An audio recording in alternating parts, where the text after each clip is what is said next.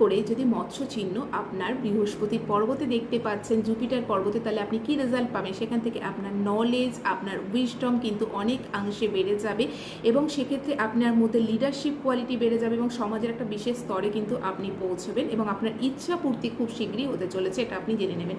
যদি আপনার স্যাটার্ন বা শনির পর্বতের নিচে দেখেন, তাহলে আপনি কর্মক্ষেত্রে যে পজিশনে আছেন সেখান থেকে আপনি কিন্তু অবশ্যই ডেভেলপ করবেন নিজেকে এবং অকাল্টে যদি থাকেন অবশ্যই কিন্তু এর থেকে বেনিফিট পাবেন। যদি সান পর্বতে থাকে তাহলে গভর্নমেন্ট থেকে হেল্প পাবেন, নিজের ক্রিয়েটিভিটি দিয়ে অন্যের মধ্যে নেম ফেম গঠন করতে পারবেন।